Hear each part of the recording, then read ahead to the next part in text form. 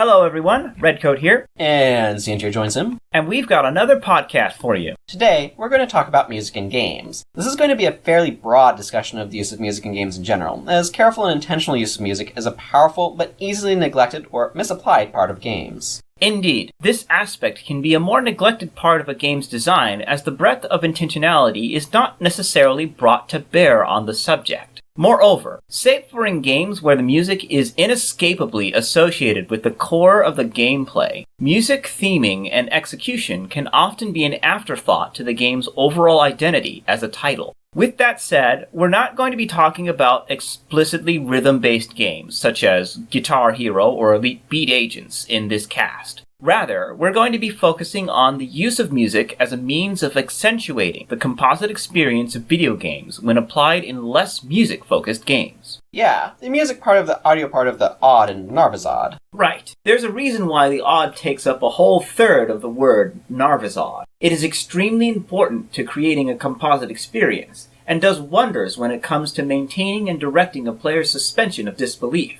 Music in particular plays a big role when it comes to enriching the gaming experience through sound. So, what kinds of roles can the music play in creating a soundscape that enriches the player experience? There are quite a few, but in our intellectual posturings and examinations, it seems that music's role in video game experiences can be split into three jobs: setting the mood or creating ambience, alerting and informing the player about mechanical events, or creating emotional continuity through musical consistency. So let's jump right in and talk a bit about the concept of mood and ambience management through music. There are a lot of elements that go into making a video game world feel the way that it does. While the visual stylings have a lot to do with it, the audioscape does as well. Music, or the lack thereof, plays a very important role in creating that audioscape. Ambient sound effects also play a big role here, and the way they interact with the music is also important. Consider the differences in how Hyrule Field in The Legend of Zelda Ocarina of Time feels between night and day. During the day, you have the boisterous Hyrule Field theme that inspires exploration and adventure. But when night rolls around, the music ends with a wolf's howl, and you're left with ambient nocturnal sound effects, night birds and crickets mostly. This creates a lower energy atmosphere, something more intimate and restful. Then morning comes with a rooster's crow, quickly followed by a morning theme that leads into the grand adventurous Hyrule Field theme. This audio cycle does a lot to make the space of Hyrule Field feel very different at different times of day, and adds to the sense of a long, grand journey. It also helps gameplay not feel monotonous when you're journeying through Hyrule Field, a place you visit many times, by causing it to feel very different at different times of day, as will be inevitably experienced. Super Mario 64 uses a similar idea with its various area themes, with a particular mention going to the very first play area of the game, where there is only the sound of birds and the waterfall, creating a sense of peaceful anticipation, as neither the adventure nor the music has really begun. It isn't until we enter into the mezzanine of Peach's castle that we get any actual musical ambience. This is where the real game begins. What's interesting here is a particular choice made later on in the game, where the player enters into a courtyard and we revert to musicless ambience. At this point, the player has become used to having music playing in the background at all times, so this change is almost immediately noticeable, although some might not immediately realize what has changed. It suggests that something is different, that something about this area is out of place. Sure enough, this is the only area in Peach's castle where you can encounter enemies, specifically ghosts. In this way, the instinctual something is not right emotion that comes with hauntings and similar situations is achieved in a very subtle manner. Now, we've been choosing Nintendo games as examples, and for good reason. Nintendo pays a lot of attention to their use of music and sound effects, but they aren't the only ones. From Software is very careful about their use of music in the Souls series, choosing to restrict it to boss battles, the main hub, and the credits. This gives these areas special significance, while the musicless rest of the game feels that much more desolate. It also makes things like the Milfinitos singing in Dark Souls 2 feel that much more impactful, as having music in a zone is so rare. Guild Wars 1's music does a lot to augment and set the mood of areas. The music that plays in the Shiver Peak Mountains, for example, reminds me of snow falling and cold, emphasizing the feeling of those places. The music that plays in Pre-String Ascalon feels hopeful and peaceful, a stark contrast with the music that plays after the Searing, which feels empty and desolate. This musical contrast greatly contributes to the contrasting emotional spaces of these areas. In general, music can be used to greatly affect and direct the emotions of the player, giving them an idea of what feelings are attached to any given area, thus making them that much more real in their minds. Be it the adventurous and hopeful field music of Tales of Legendia, or the shady funk of Shin Megami Tensei Nocturne's Demon Cities, a good backing OST can do a great deal to grant the player emotional context, making them that much more engaged with the title. The next role we want to talk about is more mechanically tied. It's a role we're calling alerts, because its job is to let the player know that something different is going on. Probably the prime example of this is battle music that plays when enemies are near. Note that this applies primarily to games that have a continuity of gameplay, not for ones that have a separate battle stage. Those songs fall into the next category, which we'll talk about shortly. The important thing about this role is that the music changes in some way to let the player know something is going on. While it probably has some emotional significance, it has gameplay significance too, making sure that the player has important information, such as enemies are nearby. And while these alerts could be handled as just sounds and be serviced that way, utilizing musical cues to convey these alerts helps maintain a certain level of cohesion for the overall experience, as the alert no longer has to compete with the music of the game, but rather merges into it, enhancing the emotional context of the scene, while at the same time serving an important functional role. One of the best examples of this again comes from The Legend of Zelda: Ocarina of Time, as enemy proximity is indicated by a specific underpinning of trepidatious chord progressions that get louder and louder as enemies get nearer to the player. In later titles of the series, the music is often used to indicate points in time when the enemy is vulnerable, or even when bosses change their tactics. Another powerful example comes from the Sonic games, the drowning music. That is alert music that has a very panicked emotional mood to it, and does a great job of getting your attention and letting you know that Sonic needs air now, yet does so without being an obnoxious alarm. After that, we have the final job, which is imparting emotional continuity through musical context. The execution of this idea, commonly referred to in musical composition as leitmotif, is essentially reserving a theme or musical concept for a specific character, situation, or idea, thus calling said character, situation, or idea to mind whenever the theme is played. In layman's terms, it means giving a person, place, or thing an awesome theme song. Yeah, we've been calling this role anthems. Think of, for example, a school anthem or a national anthem. When you hear the Star-Spangled Banner, you think of the United States of America, for example. The same thing goes on with music that fits into this role in games. At least, it does if it is recognizable enough and the developers take care to associate it with the thing it is supposed to refer to. Right, as just placing the song in random locations will cause the theme to lose context, thus making it just a cool song rather than awesome dude's anthem. Or Ode to Jerkwad. Exactly. That brings to mind one of the concepts that comes with the idea of anthem association. You see, just as the song's association with a subject will influence what ideas people associate with a song, the elements of the song's composition will influence what ideas people associate with the subject or character that the song is attached to. For instance, the overtly heroic, hopeful, and somewhat corny tone of Captain Falcon's theme in F-Zero GX tells you everything you need to know about the character without even looking at his basically non-existent backstory. It says, "He's cool, he's awesome, he believes in you, do you believe in him? Falcon Punch!" Whether you think all of that or not is up to you as a player, but that's what the music wants you to believe. For some reason, this topic makes me think of the song that plays whenever Gary Oak, or Blue I suppose, from the Pokemon games is on screen. Whenever you hear that song, you just know that the arrogant Gary is about to show up. It always, and only, plays when he is around, which is a great way to attach a song to someone. Speaking of Pokemon, there's also a musical cue that plays whenever a battle is about to begin. Then, there are different themes that play during the battle depending upon how important it is, such as regular battle music versus gym leader music. A lot of RPGs that break out into specific battle arenas like this have battle music that plays in their arenas. If you recall, I mentioned earlier that this type of battle theme isn't an alert because it isn't alerting you to anything. Rather, it is an anthem for combat, by which I mean it has no mechanical significance. That's why these battle themes are anthems rather than alerts. And we can't talk about anthems without mentioning one of the game types that relies the most heavily on them: fighting games.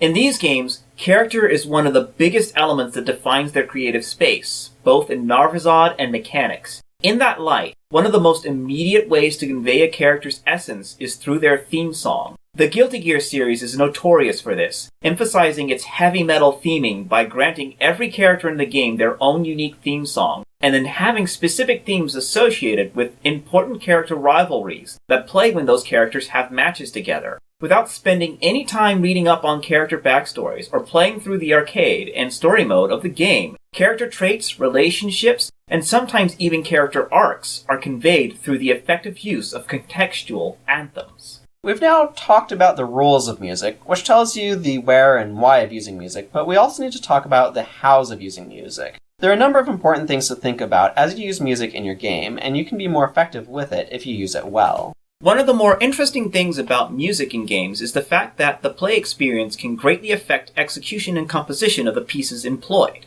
Allowing the music to be affected by the moment-to-moment play of the game is a great way to help maintain and control your player's suspension of disbelief, while also facilitating the provocation of specific emotions you want to draw out of your player. Right. Because the game is in real time, you can dynamically choose what music to play, or even blend, in response to what's going on in the game. Something else you can do in games that is pretty cool is set up songs to sort of dynamically write themselves. This is something that some games have aspired to do in the past, some more successfully than others. It's a difficult thing to do in a manner that creates something that is pleasing to the ear, as the player is not required to take actions in rhythm, which can muddy the waters when attempting a dynamic OST. One approach that can be taken towards creating a dynamic OST would be to build the song in layers, creating various musical patterns and motifs that you then associate with players' actions or broader situations. In the case of more complex compositions, my suggestion would be to focus on situations more than actions, so as to allow the music's rhythm to be defined beforehand as something that plays constantly underneath. By doing this, the composition of each of the individual motifs have a musical frame within which they can vary, applying different chord progressions, rhythmic patterns, or even key changes if you're feeling swifty. If you do it right, you can keep the music interesting and engaging without destroying your player's ears. If you want to have the OST specifically react to player input in a more immediate manner, a minimalist style might be the way to go, as this allows the player actions to create the OST, with what few beats and notes you have playing not competing with the sounds that the player is making. You might program it such that the game's actions naturally create a rhythm of their own, as once the player starts doing things, the actions are built in a way that makes them naturally create an organized beat. At any rate, both of the types of dynamic OSTs I've just described can be categorized as reactive compositions. One of the many things that the composer needs to take into account when making reactive compositions is the natural rhythm of gameplay. But there is another way to create a dynamic OST. A different type of dynamic composition is a randomized one. The idea with this is that you want your music to have a specific sound, but you want to avoid it becoming too repetitive. Perhaps because the area it is associated with will be one that the player spends a lot of time in, so they'll be hearing that particular song a lot. While you could write a really long song, doing so has its issues. For one, that takes a lot of time to make. Another is that it will take up a ton of space, both in memory and on disk. This is where a randomly composed song can make a lot of sense. There are different specific ways to approach implementing this. One possibility is to create pieces, kind of like links in a chain, that all fit together. It'd probably be a good idea to make different layers, so maybe a percussion layer, a melody layer, a bass layer, and an accents layer. Then create your different pieces, links in our chain metaphor, then put them into your system and tweak things until they create the sort of song you want. Regardless of how you do this, you'll definitely want a very robust music engine to handle it. Another thing to keep in mind when creating the tracks for your game is how you intend to transition the individual songs that comprise the soundtrack between each other. There are elements of this in dynamic OST composition, as you have to decide how you intend to introduce the individual dynamic elements of the composition. However, this is still important on the broader scale, as utilizing varying musical tunes can help keep the player engaged with your title.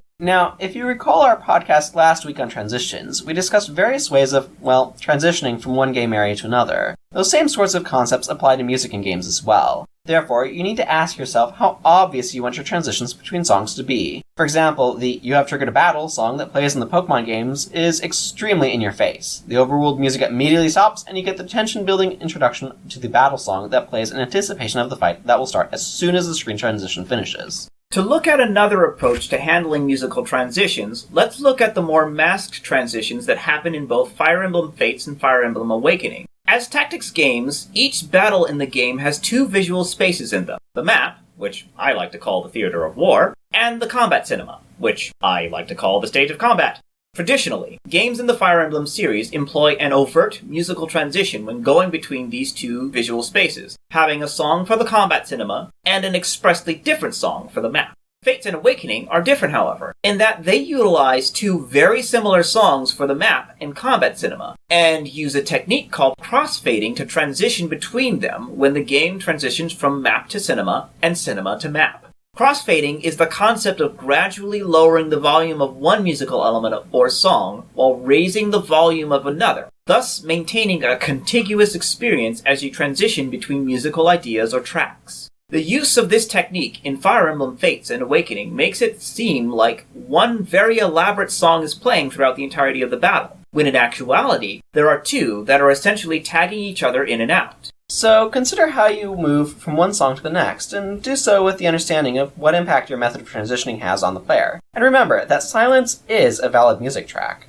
There are actually numerous reasons why you might use silence. Remember that music is part of your overall audio landscape, and it has to share space with sound effects and dialogue as well. If you try to have too much audio going on at once, things can become muddy and indistinct as all of those different sounds compete for the player's attention. In other words, you need to be careful about audio clutter, much like you have to be careful about visual clutter. Sometimes you have something you really want the player to focus on. To do that, you have to make it stand out compared to everything else. While there are a lot of ways to do this, the most effective is through isolation. As an example of what I mean, let me share with you something I do on Sundays. I do audio mixing for my church's worship team, which is basically a band that plays songs at the start of the church service. We mostly have guitars for instruments. We also have vocalists singing lyrics. The vocalists are the important part, as we want to focus on the words. Now, usually, we have a male vocalist. When he is singing, I have to be very careful with mixing the guitars and his voice, as they tend to be in similar sonic ranges, which means they can get lost in each other. I can only make something so loud before it is too loud and becomes just noise. Now, sometimes we have a female vocalist sing. Her voice is at a much higher pitch, so it is no longer competing with the guitars. This makes it much easier to hear her voice amongst everything else. Much like in Cienter's experience with real-world sound mixing, games greatly benefit from the management of the various audio frequencies that they employ.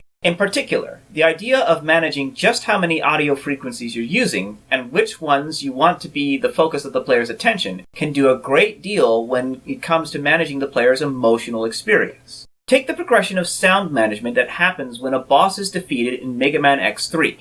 When X is fighting a boss, an energetic, intense tune plays as the battle rages. The audio experience at this point is very dense, with all of X's attack sounds and the boss's attack sounds clashing with each other to make a very exciting experience. However, as soon as X lands a finishing blow on the boss, everything stops. No sounds, no music, no anything. There is a brief pause as the player is allowed to realize that they have just finished the fight. Following this, the boss begins to combust as small explosions begin to appear on them at faster and faster rates, gradually filling the audio space. This continues for a brief period as the screen fades to white and the boss in question fades out of existence. Once the boss is fully faded, there is a brief moment of silence before the victory music begins.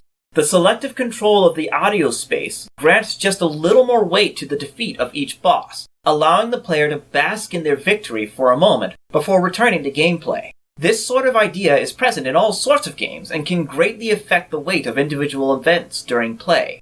Just remember that sometimes the most effective thing you can do for a scene or event is granted a moment of silence. So we've talked about a lot of stuff when it comes to implementing music in video games. There are a number of benefits that come from doing this implementation well. And when I say implementation, I mean both how you use the music as well as the composition of the music itself. We want to close this podcast out by briefly going over a few of these benefits. There are a lot of benefits overall, but I think we can encapsulate them in a few statements. Firstly, utilizing music effectively can grant you much more ability to convey emotional concepts and ideas to the player in ways that are unobtrusive to the overall gameplay experience. Additionally, proper usage of music can greatly aid the player's immersion, providing subtle cues and alerts that don't interrupt the player's experience. Having a strong and effectively used musical presence in your game can enhance the overall cohesion of your game, providing an unspoken emotional through line in the audio space. Finally, a really well-made and well-executed OST